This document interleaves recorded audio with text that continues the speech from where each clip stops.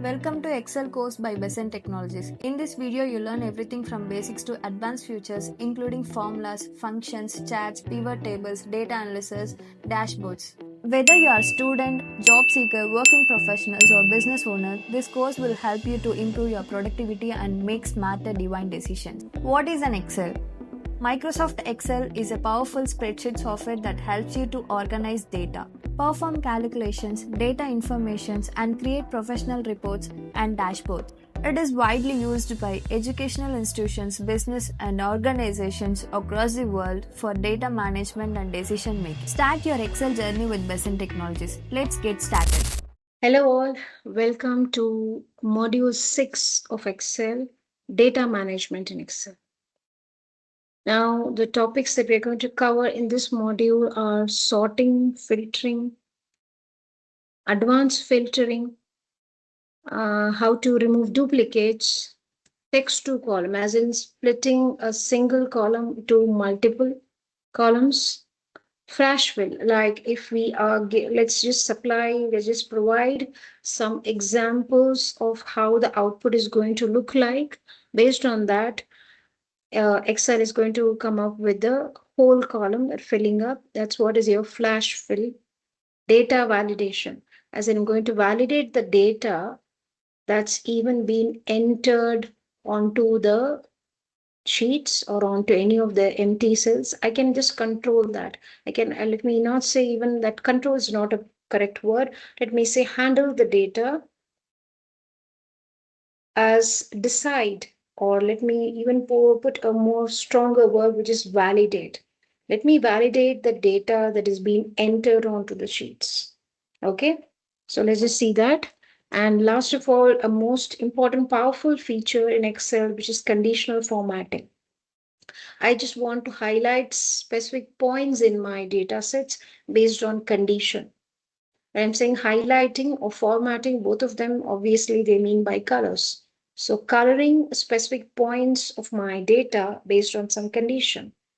So let's just get on to this to see how each one of them is, how let us understand each of these topics. And the data set that we are really dealing with here is an employee data set, which has got your employee ID, the full name of the employee, the department that he's working, the region, his sales that he has drawn in, especially it's a sales data set, right? Your employee sales. That's why the sales is even coming up. The sales that he or she has really generated, and what was the target that was even set up for them. And yes, your performance status, which says whether the actual sales is surpassing the target or is well below the target. Okay, you can see here it just compares the E column with F column, and if it is if your actual value is greater than the target, we're just going to say met target, or is just if or else if it is not, means it's below target.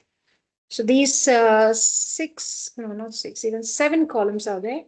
So let's just see it. And how many records that we have for today is 100 records we are going to have.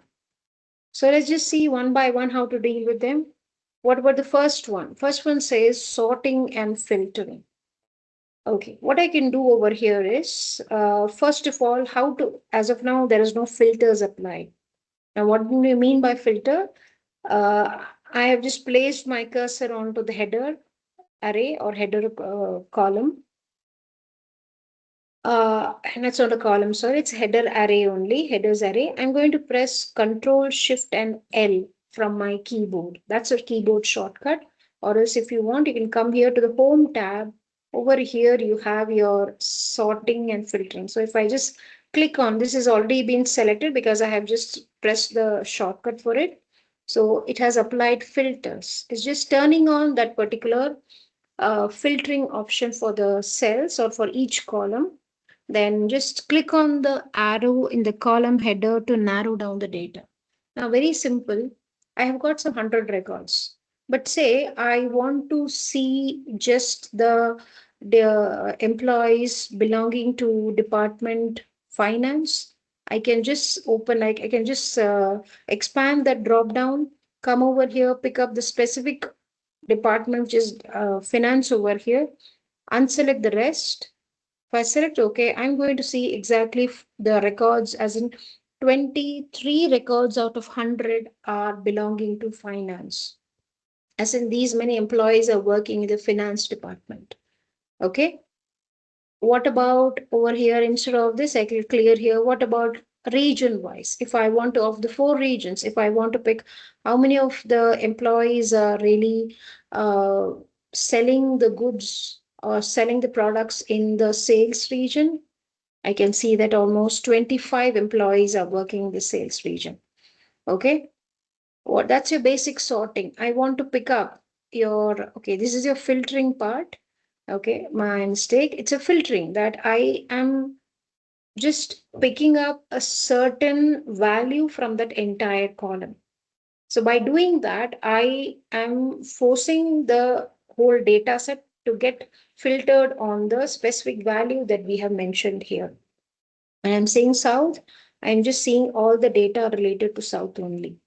Okay, same way, if I want, instead of this filter, if I am thinking of performance status, say how many of them have met the target, if I want to know. Okay, 39 out of 100 employees have really um,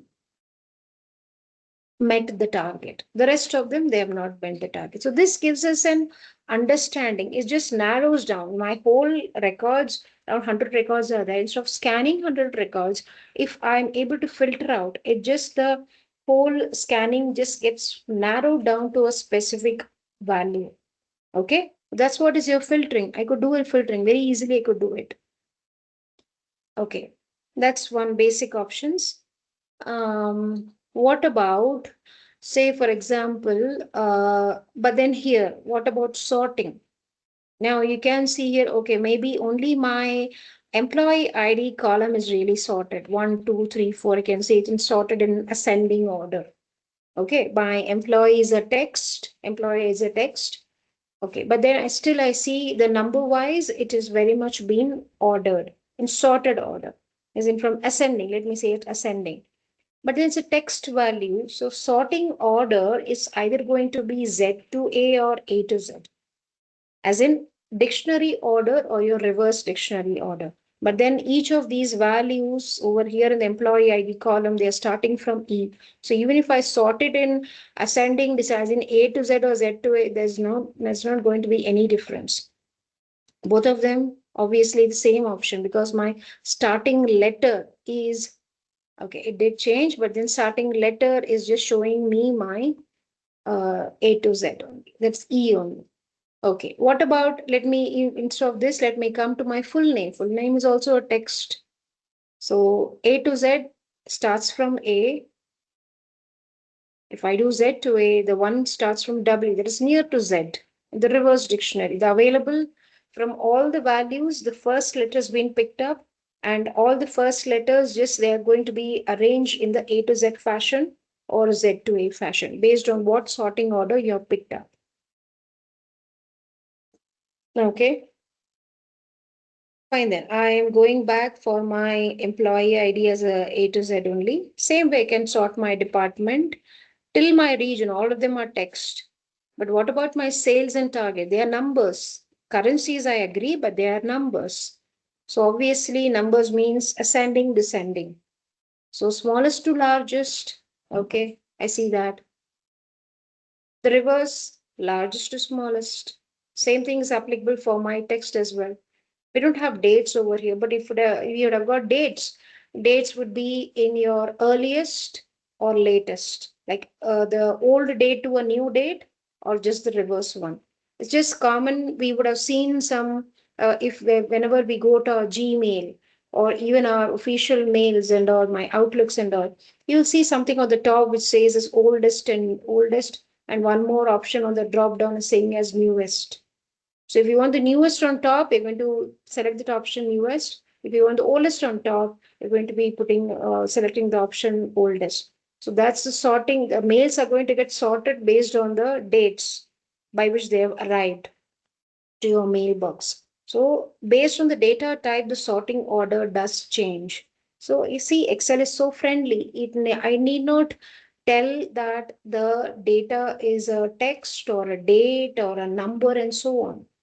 Our only job is to just keep the data type for each of the columns in the data set to a proper data type. Like keep the text as text, date as date, numbers as numbers. Numbers could be whole number, decimals, your currencies or accounting, you've got your percentages. So all the variations of my numbers, you are going to, if you keep your data types onto the correct format, things are going to work out very fine for you.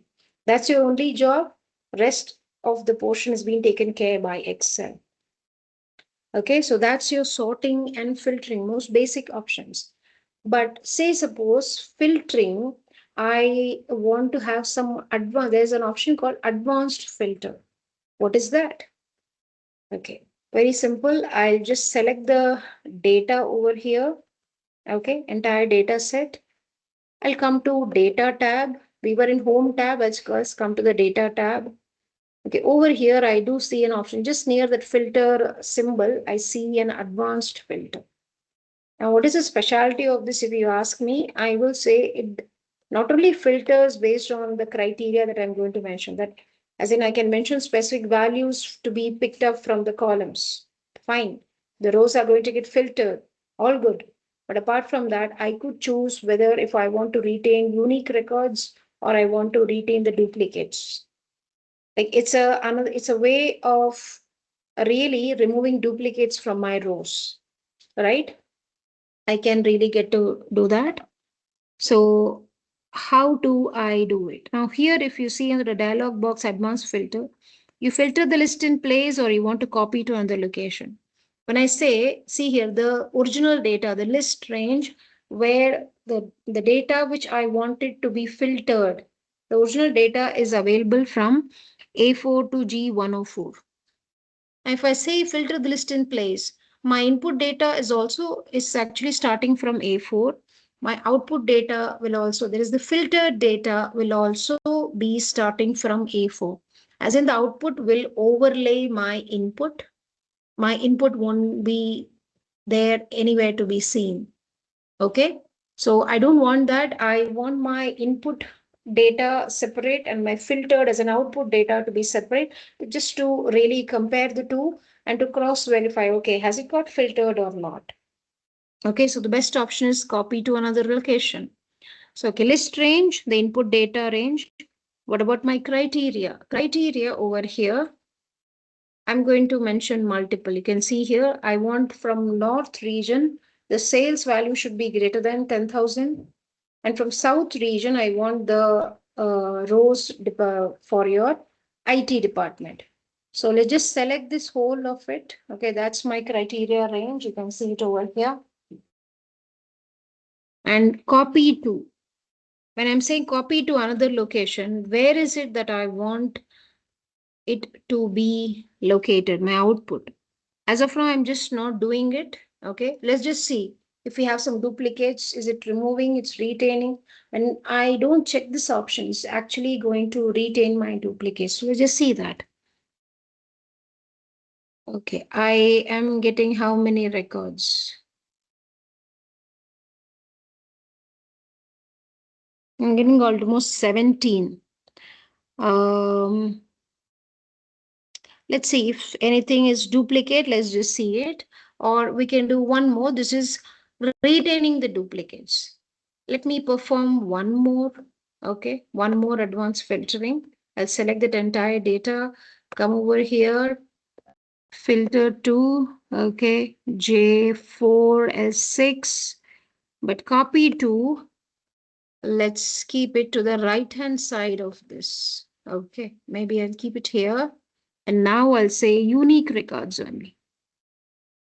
Okay, let's just see. Has it removed? Has it retained? What it is done? Now there are no duplicates. My when I picked up the option unique records only, it has given me the unique, but then without even checking the unique records only, like without even, as in allowing the duplicates to be retained. That is when we don't check that unique records only, that particular option, that advanced filter dialog box. I do see both the cases, I get the same number of records, as in there are no duplicates over here. Okay. But then I am been talking as to duplicates and duplicates, how to even understand whether they are, whether there are any duplicates or not. Okay. First thing, let me even teach you how to even detect or identify if there is any duplicate or not.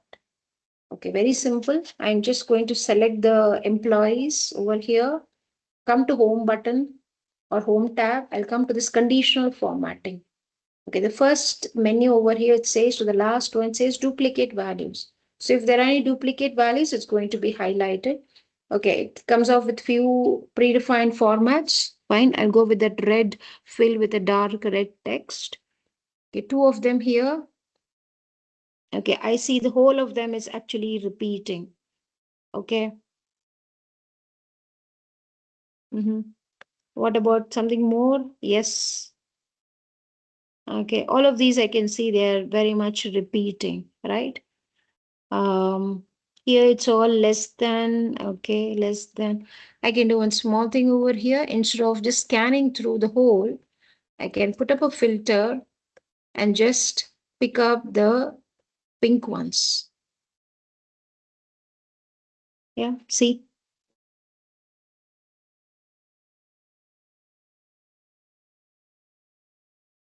Oh, I sorted them. I didn't pick up them. I didn't filter them up. Just a moment. This is sort by color. I want to filter by color. So just exactly those rows will be displayed. Okay, I do see exactly 10 of them.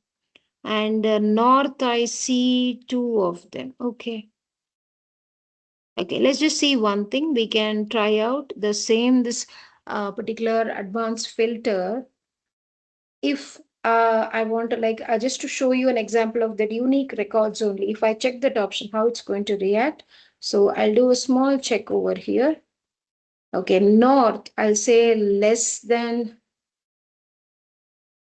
this, and I'll just keep that only. Okay, I won't go for the south and IT. Okay, I'll now select that data set of mine. I go to data, advanced filter. Okay, that's my data, all good. But then here it's going to be J42. It's here. K dollar. It's your 6. No, it's your 4. Yeah, 4, 5. Yeah. See, or even more better, why to even type it manually? Just select the data, more than good. Okay, I want to obviously copy to another location. Where would I do it now? Let's do it at a empty, obviously an empty cell. That's what is going to help this out. And if I say unique records, I'm not going to check that option. I'm going to retain the duplicate. So just see it. I have to go down. Anyway, I'll delete these for you just to avoid the confusion, unnecessary confusion. Yeah, let's go down to see our filtered data.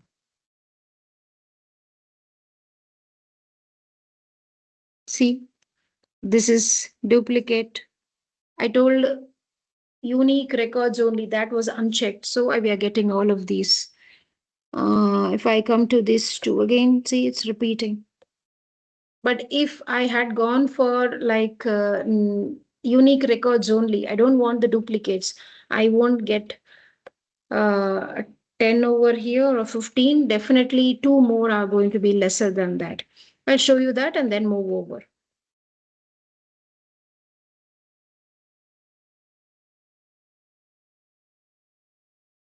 Data, advanced, okay, copy to. Let's just place it on top of this only. Maybe here, let's say unique records. As I told you, you won't get 15, you will get around 13 only because two duplicates are now removed. There's no two Christopher and also no two James also. I didn't see that. Yeah. So from 15 to 13, so advanced filtering is one of the way I can use in Excel to remove my duplicates. And when I say duplicates, okay, identifying the duplicates based on a single column is fine. I can see how many employee IDs are repeating. I can find out that. That's okay. And of course, the detecting how to even like conditional formatting is the best way to even identify the duplicates. But when I go for removing the duplicates, it shouldn't be based on a single column or a single value because as a row, if it is repeating only, then it's a duplicate. Maybe the same employee, same everything. Maybe let's say, suppose one sales values for West region, one is for East region. Then both of them, although they belong to the same employee, but they are very much relevant. Maybe the same region but different dates. So even that is not a duplicate, it's a relevant record, it's not an irrelevant one. So while removing duplicates, it becomes very necessary for one to select the whole data and then go on. So even if you forget to do that, Excel is very understanding, it's going to do its job. I'll show you how. I'll do one thing. I'll just select this employee ID column as of now, and we are in home data tab. As you can see near that advanced, you come over here to your remove duplicates. It asks me, okay, found Excel found data next to your selection. Because you've not selected this data, it will not be removed. Okay, what is it that you want to do? You want to expand the selection or you continue? If I say continue, it will just go ahead and remove the duplicates. Okay, here it might be fine because I'm seeing it's actually a duplicate, because moreover the number of records is very much manageable. But when the records are really huge number, it might not be easy for me to really track how many of them are duplicates, as a whole record is duplicate or not. It becomes very tedious task for us. So in those cases, I'll just say expand the selection, go it for remove duplicates. It doesn't directly do it, it comes off with the next dialog box which allows us to select how many columns we want to consider onto a row. Okay, do you want to kind of compare row wise or maybe value wise? Always best option is to compare row wise and just say, okay, now all the columns are selected. Even after that, I see there are 5 duplicates. So from 100, it got reduced to your 95. Yeah, so that's the best way of removing. Just don't close your eyes, just don't do things blindly. Understand that if it's a duplicate means the entry should be a duplicate. As in the row wise, it should be a duplicate. Otherwise, don't go for removing it because it may be a relevant record. Especially when you're working in a project, you shouldn't be deleting it without even understanding whether it's in true sense as a duplicate or it's a more relevant record, very much adding value to the data set. So we should decide that and then go ahead. Okay. So that was there. But then here I did show you how to even highlight the duplicates, right? Using my conditional formatting. Anyway, I'm going to go for Control Z. Okay. We did use the conditional formatting to highlight the duplicates. Good. That's the best way of doing it. But conditional formatting, I can do few more things. Like, say I've got my sales value here. Okay, 1 second. Let me put in my filter, maybe A to Z. Yeah, now let me come here. I'll just select this entire sales column of mine. Come here to conditional formatting. There are something called your color scales. Now I want to pick up like, see, apply a green, yellow, red scaling, which is your red is basically for the lower values. Higher values, it's your green. And the middle values, the values in the middle range are going to be with the yellow. You're going to see that. So wherever the green is there, people will automatically understand, okay, it's a high value. The ones red are in the lowest range and the yellow and shades of yellow are going to be in the mid range. I can understand things very easily like that. Okay. Instead of doing, okay, this is one of the way. I could just control Z. I could go back here. Instead of color scales, I could go for data bars also. Like see here, uh, the length of the bar is representing the data available in the cell.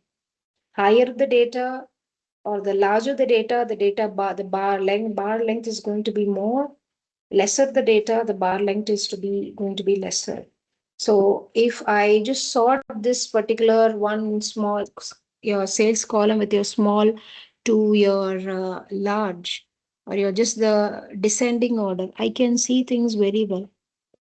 Maybe if you think that yellow is a bit of not so clear for you, I can just switch over to maybe this, yeah, blue.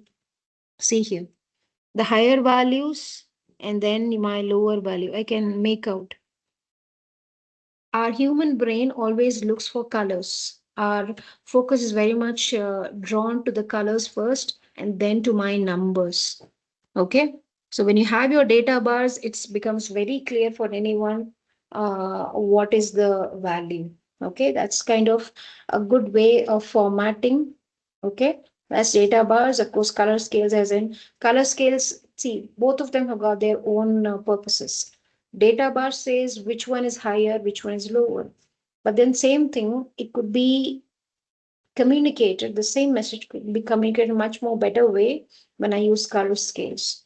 As in my top values are in green, middle values in yellow, and my bottom values are in red. Yes, also there. What about if I come to my, okay, 1 second. Let me sort it in this. Okay, what about this performance status? We have got two values, my below and met, below target and met target. Let me select that, come over here. Okay, I'm going to highlight values. Let me pick up that equal to, or the text that contains. That's specifically for text. Okay, I'll write here met.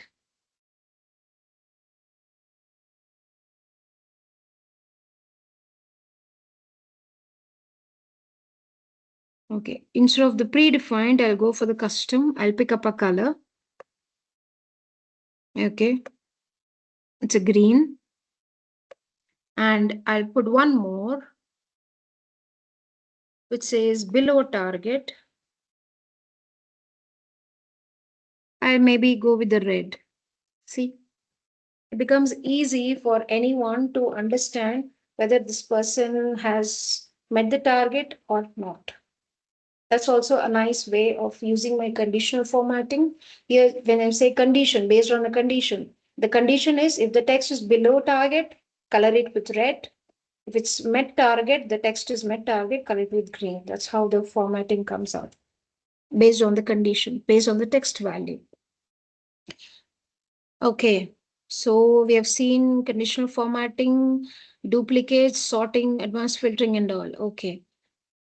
What about text to column flash fill? The three more ought to go for this session. Text to column. Okay. Let me just introduce or insert a column over here which says as my first name. Okay, I'm going to just type in my first name for the first one. I'm basically going to give in few examples. As you can see, the moment I give the second example and hit enter, the rest of them are kind of autofill. How this actually autofill, and this is also part of nothing but my flash fill also. Okay, it does happen, but flash fill also works. And my, say I do one small thing, I'll do one small thing for you all. One more example of my flash fill I'll give you. Instead of this, one more to go. Say I say last name, I just gave here Davis. Okay, Miller, I get them right. Now let me combine the two to give you your name. Okay, I'm going to say Joshua space Davis. One more, William.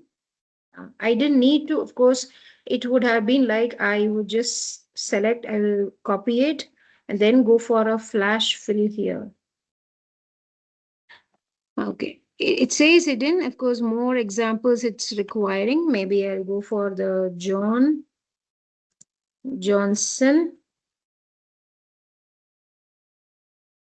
Maybe one more, Kenneth Johnson.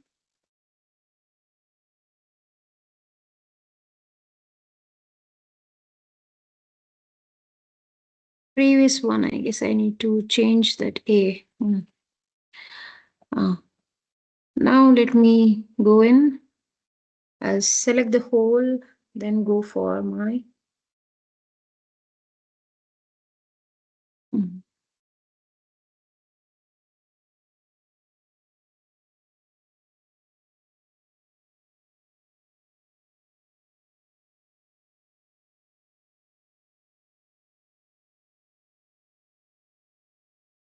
Okay, let me just not keep that whole of it.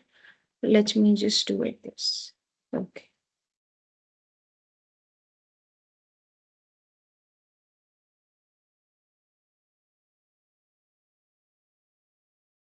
That is the last one.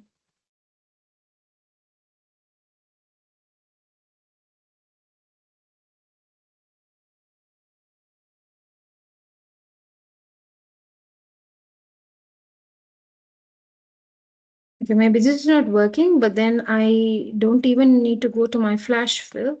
Things were even getting much more easier for me when yeah, let's do one thing. Let me delete this. Okay, Brian, right? If I keep on like putting up few of them, it's going to be coming up. See, Sarah. See, the moment I do, this is nothing but my so-called autofill. Not autofill, moreover, it's a flash fill. It does come up on its own. I don't need to even select the option or pick up the option, my flash fill. It's definitely going to work fine.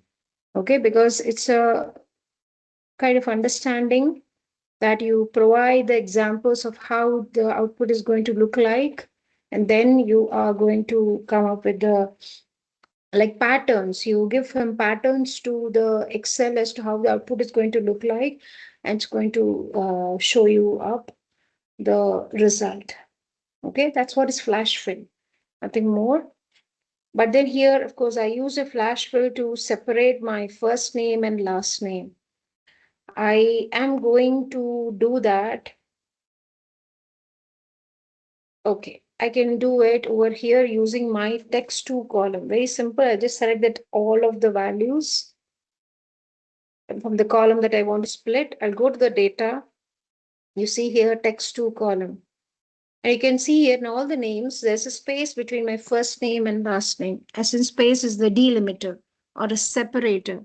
I've got two modes of doing it. Now here it's a delimiter. A space is just separating my first name and last name. Had it been my length of each of the value in this column, had it been the same, I can go for fixed width kind of. I can just pick up the exact position where the split is going to happen. A bit of manual work is there. But then here in this example, we have got our delimiter or a separator. Okay, it says characters like commas or tabs separate each field. I'll go to next. Okay, tab is for basically the next new line, or let me so not say next, it's just a new line. The value is going to be in the new line. Okay, but here of the three options, space. Okay, the moment I see space, see here, currently there is no break line. It's called a break line. The moment I put space, I do see the break line, which is separating or splitting the two names from the main column. And I just say, okay, do I want, okay, how do you want that output data set to look like? What's the data format? Okay, as in general only, it's not a date. You may go for text also. It's going to work fine only. Okay, what about my output over here? I've got already some data. Let me keep my destination to be this. And I say finish.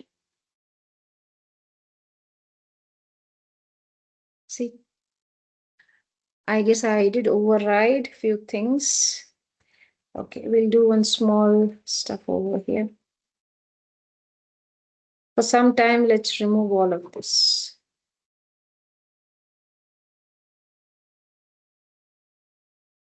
Just repeating the process, selecting the values, text to column, delimited, next, tab, space, next. My text or general both are going to work fine here. What about the destination? I want to keep it over here to K5 and just say, yeah. It doesn't ask me because no overriding also. It just splits my full name into separate uh, first names and last name columns. It does the splitting up. Rather than using my flash fill over there, see, flash fill reserve the feature for kind of like weird combinations of my input data set input column is there, and I have to pick up a specific value from that particular column. You may use a flash fill by giving in the pattern, but if I have to split a column, you have your fixed width options, you have your delimited. We have a delimiter as in separator. Here the space was there in between my first name and last name. So very simple, very straightforward. Just mention the delimiter, it's going to do the splitting job for you, making it very much easy. Okay. I guess what about the last one over here is your data validation. Rest of them we have just discussed. What about data validation? Okay. Basically, validating the data that's been entered onto our sheets. Okay. Before moving on, let me just delete few of them.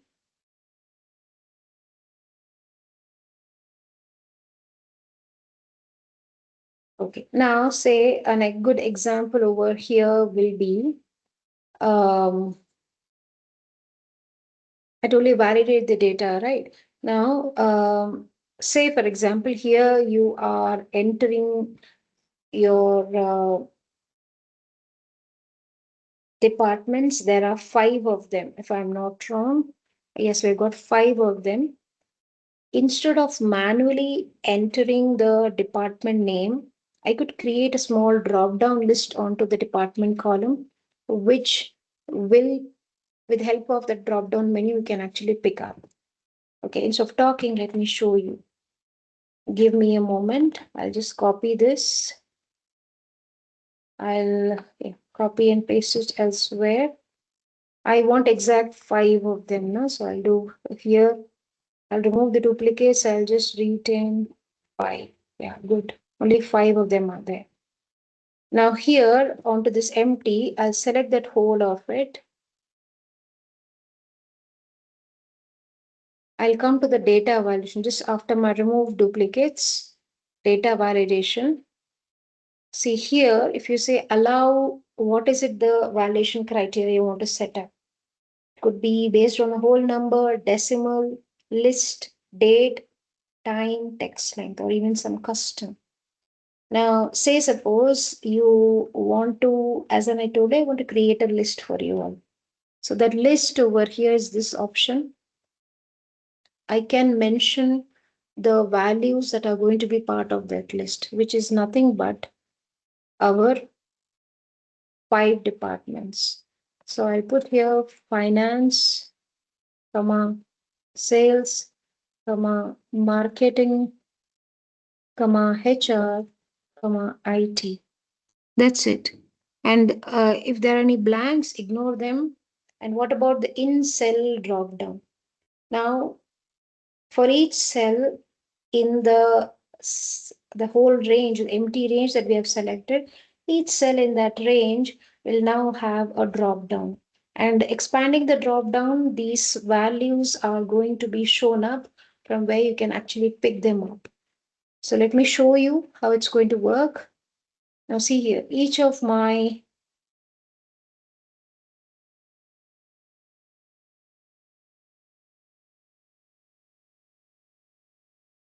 yeah, see here. Now each of my value in this department column, it's actually a drop down. And if I just expand that, I'm going to see the 5 departments that we have just entered. I can just pick. Instead of manually entering it, things are going to be much more easier for me to handle with a drop down. And this was possible only with a list. And if you have to create a list, best option in our Excel is through a data validation, because it allows us to create a list, right? Now you have few more options over there. I'll just mention few of them. Now, if let's me come to a empty value, or let's say this is 5 cells. I'll come to this data validation. Now, when I'm saying any value, okay, it should be a whole number. Say I decide I should have a whole number. The person should enter a whole number. Between, not between, maybe let's just say greater than or equal to. I'll say 20 and I just say okay. Now, if a person is going to enter 20 onto this cell, it's fine. But it says greater than equal to 20. So any value equal to 20 and greater than 20 are most welcome, as in those are valid values. But any value less than that, it just says this restriction, the validation restriction that's being defined for the cell, it is the value that I've entered that's not satisfying that. So it won't allow you. You have to go for a retry till the moment you given the correct value. Even if you go for decimal also, it won't allow, because you have to whole numbers. Only if I give a value which is going to fall in the range that we have mentioned, only then it's going to work out. Okay, that's for a whole number. Same thing you could do for your decimals also. You could have, say, suppose some specific values in mind. So if I try to enter 11.5, even though it's a decimal, but lesser than 20.1, right? So it won't allow. I have to, if I give 21.5, allowed.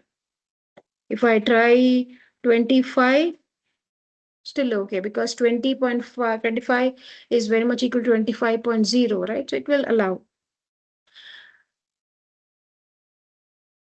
What about 20.0? It won't, because our restriction was 20.1, greater than or equal to that.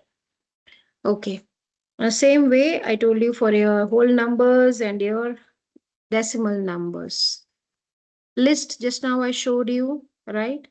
Date, if I have a specific mind in date, say suppose greater than equal to, I say today's date.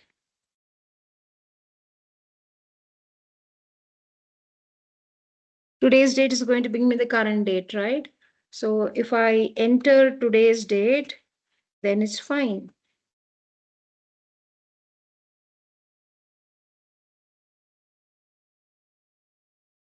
But if I enter, say, suppose yesterday's date, it won't allow.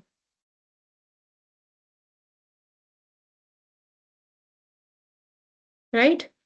The list, just now we have seen how to create a list. Just now we have seen under the data validation.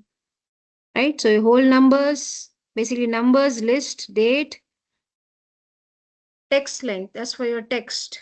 So if I just change this to a text length, say suppose the person is going to enter only okay, let me say greater than, I'll say less than or equal to.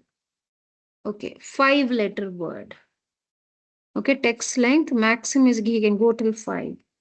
So if I mention ABC, fine. ABCD, fine. ABCDEF, because it's 6, not 5, less than equal to 5. So if I remove that F, it's going to work fine. So this is how I can actually validate the data that is being entered onto the sheets. Okay. And then with that, we come to the end of this module 6. So I'll meet you in the next module. Till then, happy learning. Keep practicing. Thank you.